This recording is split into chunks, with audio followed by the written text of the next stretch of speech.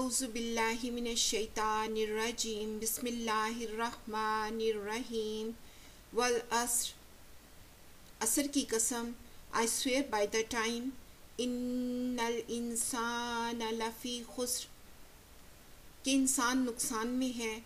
Most surely man is in loss الا الذین آمنوا وعملوا الصالحات وتواصوا بالحق وتواصوا بالصبر مگر وہ لوگ جو ایمان لائے اور نیک عمل کرتے رہے اور آپس میں حق کی تلقین اور صبر کی تاکید کرتے رہے. Except those who believe and do good and enjoin on each other truth and enjoin on each other patience. قرآن کی یہ سورہ فصاحت و بلاغت کا نمونہ ہے. چند جملوں میں معنی کی ایک دنیا بھر دی گئی ہے، گویا کہ سمندر کو کوزے میں بند کرنے کے مترادف ہے. کامیابی کیا ہے، ناکامی کیا ہے، قرآن کا سارا لب لباب اس سورہ میں موجود ہے. امام شافعی رحمۃ اللہ علیہ فرماتی ہیں کہ اگر لوگ اس سورہ پر غور کریں تو ان کی ہدایت کے لیے کافی ہے. صحابہ کی زندگی میں قرآن کیسے رچا بسا ہوا تھا، اس کا اندازہ اس بات سے ہوتا ہے کہ دو صحابہ ملتے اور اس وقت تک جدا نہ ہوتے جب تک کہ سورہ عصر ایک دوسرے کو نہ سنا لیتے. طبرانی. اس سے ہم اندازہ لگا سکتے ہیں کہ ہم قرآن سے کتنے دور ہیں. زمانے کی قسم کھائی گئی ہے، اس سے مراد وہ وقت ہے جو ہر انسان کو دنیا میں دیا گیا ہے. اس کی مثال ایسی ہی ہے کہ جیسے ایک طالب علم کو جو ٹائم ایگزامینیشن ہال میں دیا جاتا ہے، وقت ختم ہوتے ہی پیپر لے لیا جاتا ہے اور اسے امتحان گاہ سے باہر جانا ہوتا ہے. اگر ہم نے وقت کی رفتار پر غور کرنا ہو تو اس طرح غور کر سکتے ہیں کہ ہر آنے والا سانس ہمیں بدلنے کا چانس اور موقع دیتا ہے کہ اگر ہم خسارہ یعنی نقصان اٹھانے والی اور ابدی نقصان اٹھانے والی زندگی گزار رہے ہیں تو نفع بخش اور ابدی نفع بخش زندگی کی طرف لوٹ آئیں. پہلے فرمایا جا رہا ہے کہ تمام انسان نقصان میں ہیں، اور اس نقصان سے بچے ہوئے لوگ کون سے ہیں جن میں یہ چار صفات پائی جاتی ہیں: جو ایمان رکھتے ہیں، عمل صالحات کرتے ہیں، حق بات کی تلقین کرتے ہیں اور صبر کی تاکید کرتے ہیں. ایمان کیا ہے؟ جب ہم لا الہ الا اللہ محمد الرسول اللہ صلی اللہ علیہ وآلہ وسلم پڑھتے ہیں تو یہ زبانی اقرار ہے. سچے دل سے اس کی تصدیق کرنا اور یقین رکھنا ایمانی حقیقی ہے، اور یہی ایمان اللہ کے ہاں مقبول ہے.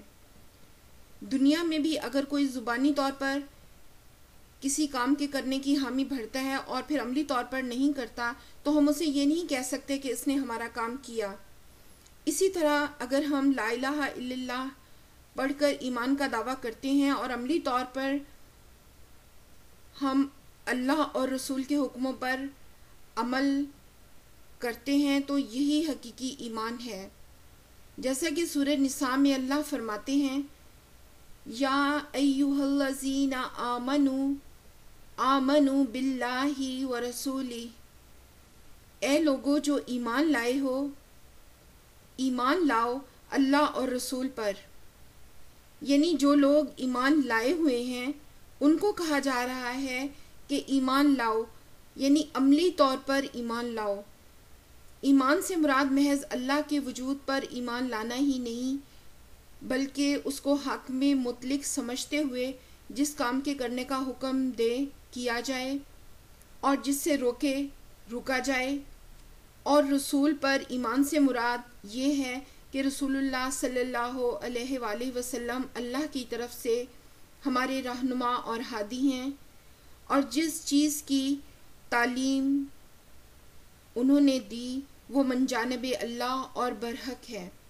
اس کا لازمی نتیجہ آخرت پر ایمان ہے کہ انسان جو بھی کام کر رہے ہیں ان کی جزا اور سزا کا ایک دن مقرر ہے. دوسری صفت عمل صالحات ہیں، جس سے مراد نیک کام کرنا اور برے کاموں سے بچنے کی کوشش کرنا. جو انسان ایمان رکھتا ہے وہ برے کاموں سے بچنے کی کوشش کرے گا اور نیک کام کرے گا، یہی ایمان کا پہلا درجہ یعنی تقوی۔ اگر کسی انسان میں برائی سے بچنے کی فکر نہیں ہے تو اسے اپنے ایمان کی فکر کرنی چاہیے اور اپنے اندر ایسا ایمان پیدا کرنے کی کوشش کرنی چاہیے اور اللہ سے ایسا ایمان حاصل کرنے کی کوشش کرنی چاہیے جس میں برائی سے بچنے کی فکر موجود ہو، کیونکہ ایسے ایمان رکھنے والے انسان کے عمل صالحات بھی اللہ کے ہاں مقبول نہ ہوں گے، اور پورے قرآن میں ایمان کی شرط کے بغیر کسی بھی نیک اعمال کی قبولیت کا ذکر نہیں ہے۔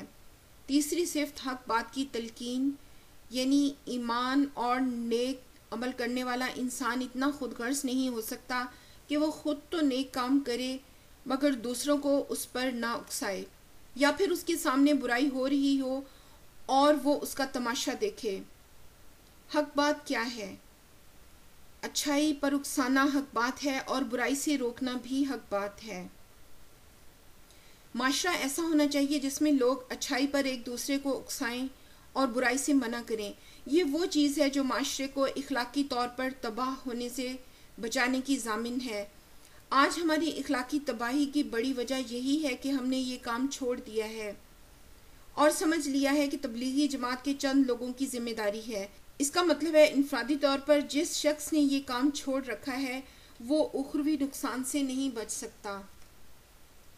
چوتھی صفت ایک دوسرے کو صبر کی تلقین کرنا، یعنی حق پر عمل کرنے اور اس کی حمایت کرنے کے نتیجے میں جو مشکلات، مصیبتیں، تکلیفیں، نقصانات اور محرومیوں سے واسطہ پڑتا ہے، ایک دوسرے کو ثابت قدم رہنے کی تلقین کرنا، ایک دوسرے کا حوصلہ بڑھانا، تسلی دینا اور ہمت بندھانا کہ وہ صبر کے ساتھ ان حالات کو برداشت کرے۔